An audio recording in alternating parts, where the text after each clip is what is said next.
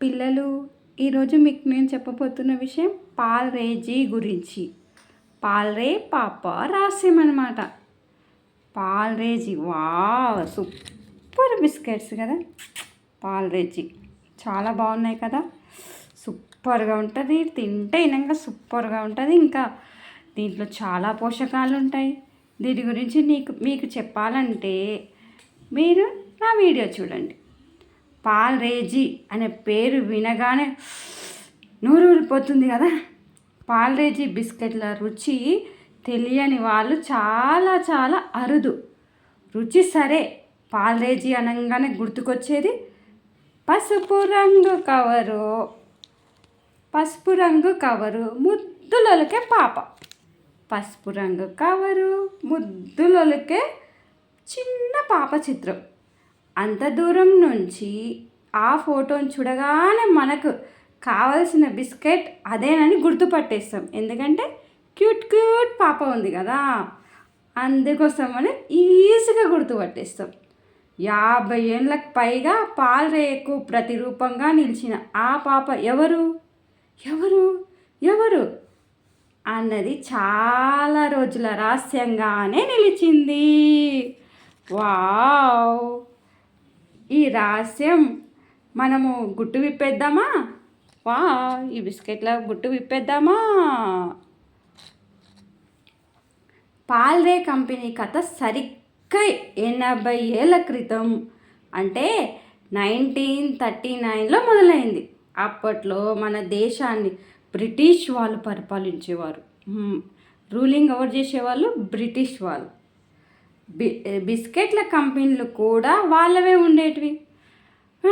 బిస్కెట్ల కంపెనీలు గినంగా బ్రిటిష్ వాళ్ళవే ఉండేటివి.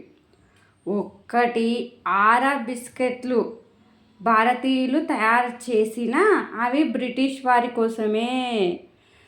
కానీ ఒక్క బిస్కెట్లు తయారు చేసిరంట, అదే ఆరా బిస్కెట్లు. నాకైతే తెలియదు అవేం బిస్కెట్లు, ఇప్పుడే ఫస్ట్ టైం వినడము. సరే, బ్రిటిష్ వాళ్ళ కోసమే తయారు చేసిరంట అవి గినంగా. అదే సమయంలో ముంబైలో మోహన్ లాల్ అనే పెద్ద ఆయన మిఠాయిలు తయారు చేసేవారు. ముంబైలో ఉన్న మోహన్ లాల్ ఆయన మిఠాయిలు తయారు చేసేవారంట. మన పిల్లలు బ్రిటిష్ వాళ్ళ ఖరీదైన బిస్కెట్ల కోసం ఆశగా చూడడం ఎందుకు? మన పిల్లలు ఏం చేసేవాళ్ళు? ఆ బిస్కెట్ల కోసం ఆశగా చూసేవాళ్ళు అనమాట. చూడడం ఎందుకు అని ఆయన ఆలోచించి చక్కగా గోధుమ పిండితో కరకరలాడే బిస్కెట్లను మనమే ఎందుకు చేయకూడదు ఆయనకు అనిపించింది అనమాట. అంతే, అలాంటి బిస్కెట్లను చేసేశారు. అయితే సరే, మరి ఆ బిస్కెట్లకు పాల్రేజీ అనే పేరు ఎందుకు వచ్చింది అని తెలుసుకోవాలి కదా. ఇప్పుడు నెక్స్ట్ పాల్రేజీ అనే పేరు ఎందుకు వచ్చిందో తెలుసుకుందాం. ముంబైలోని శివారు ప్రాంతంలో విద్లై పద్లై అనే గ్రామం ఉండేదట. అదే క్రమంగా వీలే పాలేగా మారింది.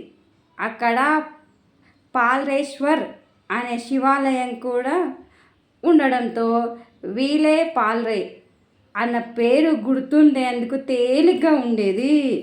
అంటే పేరు గుర్తుండడానికి ఈజీగా ఉండేది. ఎందుకంటే షాప్లోకి పోయి చదువుకున్న వాళ్ళు, చదువుకోని వాళ్ళు అడగడానికి ఈజీగా ఉండాలి కదా ఏం బిస్కెట్ అని. అందుకే వాళ్ళకు ఈజీగా కన్వర్ట్గా ఉన్న పేరు పాల్రేజీ. అందుకు వల్ల ఆ పేరు పెట్టిరన్నమాట. మన మోహన్ లాల్ బిస్కెట్ల కర్మాగారము అక్కడే ఉండేది. బిస్కెట్లను ఏం పేరు పెట్టాలా అని మొదట తోచలేదట. చివరికి ఊరి పేరైన పాల్రేనే పెట్టారు. ఆయన ఊరు ఉంటుంది కదా, ఆ ఊరి పేరు పాల్రే కాబట్టి ఆ ఊరి పేరే బిస్కెట్ల పేరుగా పెట్టేశాడు. అనుకున్నట్టే ఆ బిస్కెట్లు భారతీయులకు తెగ నచ్చేశాయి. ఒక రకంగా అది మొట్టమొదటి భారతీయ బిస్కెట్ల కంపెనీ అని చెప్పుకోవచ్చు. మన మొట్టమొదటి భారతీయ బిస్కెట్ కంపెనీ పాల్రేజీ. ఈ బిస్కెట్లు చవకగా దొరికాయి. అంటే మనందరికీ కొనడానికి వీలుగా ఉండాలి కదా, అందుకే చౌకగా దొరికినాయి అన్నమాట. కాబట్టి ఇప్పటికీ వేల మందికి అల్పాహారంగా మారుతుంది. అందుకే చాలామంది ఈజీగా కొనుక్కోవాలంటే పాలేజీ బిస్కెట్స్. మురికివాడల్లో పిల్లలకు పోషకాహారం అందించలేని వాళ్ళు, ఇంకా మురికివాడల్లో ఉన్న వాళ్ళకు పోషకాహారం అందించలేరు కదా, ఈ బిస్కెట్లను పొడి చేసి ఇస్తుంటారు. ఇంతకీ మనం అసలు విషయం చెప్పుకోవడమే మర్చిపోయామండి. మనం అసలు విషయం ఏం తెలుసుకోవాలి? ఈ అమ్మాయి ఎవరు అని తెలుసుకోవాలి. ఈ అమ్మాయి ఎవరబ్బా? ఈ బిస్కెట్లకు పేరు ఎలా వచ్చిందో తెలిసింది. ఈ అమ్మాయి ఎవరబ్బా? ఎవరా పాప?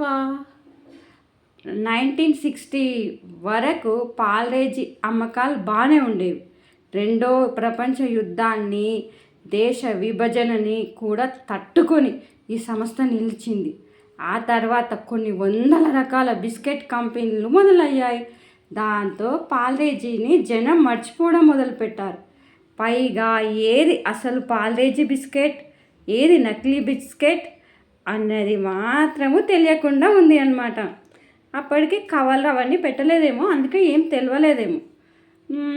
ఇక బాగా ఆలోచించింది ఆ సంస్థ. ఏదైనా కొత్తగా పెట్టాలి అనుకుంది. అలా పసుపు రంగు మీద ఎర్రటి చారలతో ఓ కవర్ను, దాని మీద ఓ పాప ఫోటోను ముద్రించింది. వెంటనే బిస్కెట్ల అమ్మకాలు ఊపందుకున్నాయి. పాలేజీ పాప ఇంటింటి మనిషిగా మారిపోయింది.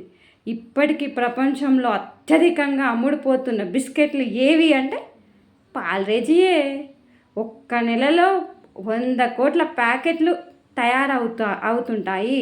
వీటితో భూమి నుంచి చంద్రుడి దాకా వందన వేయొచ్చు ఈ బిస్కెట్లతోటి. రకరకాల ఊహలు. ఓ సంస్థకు ప్రత్యేకంగా గుర్తింపుగా నిలిచిన ఆ పాప ఎవరు అన్న ప్రశ్న మొదలైంది. వెంటనే దాని గురించి ఓ కథ కూడా బయలుదేరింది. అదే నాగపూర్కు చెందిన నీరు దేశపాండే ఫోటో అనే ప్రచారం సాగింది. నాగపూర్కి చెందిన ఒక అమ్మాయి నీరు దేశపాండే అనుకున్నారంట కొన్ని రోజుల వరకు. నీరుకు 4 ఏళ్ల వయసు ఉన్నప్పుడు ఆమె తండ్రి సరదాగా ఓ ఫోటో తీశారట. అదే పాలే కంపెనీ వాళ్ళకి తెగ నచ్చడంతో దానిని కవర్ మీద ముద్రించుకున్నారనేది ఓ కథ.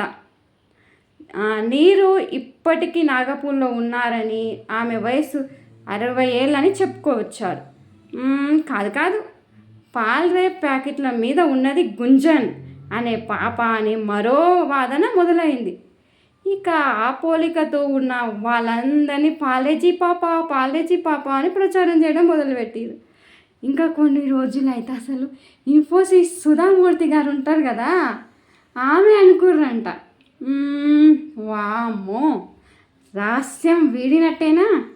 పాలే పాప గురించి ప్రచారాలు హోరెత్తడంతో స్వయంగా ఆ సంస్థ అధికారులే దిగి రావాల్సి వచ్చింది. అది ఫోటో కాదని, బొమ్మ మాత్రమే అని పాలే ప్రతినిధులు వివరించారు. అది ఫోటో మాత్రమే, అది ఎవరి ముఖ చిత్రం కాదు అని చెప్పిర్రంట వాళ్ళు వచ్చేసి.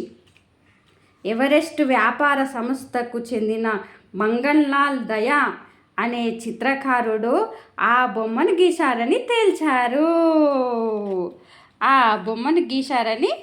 ఎవరు? మంగన్లాల్ దయా అనే చిత్రకారుడు ఈ పాలేజీ అమ్మాయి ఫోటో గీశాడు. అబ్బా, ఎంత బాగా గీసిండో!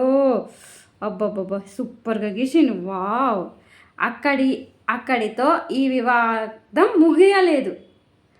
అసలు మళ్ళీ స్టార్ట్ అయ్యింది. ఇప్పటి వరకు పాలేజీ పాప ఎవరు అని అనుకున్న వాళ్ళు ఇప్పుడు మంగన్లాల్ ఎవరు అని ప్రశ్న మొదలైంది.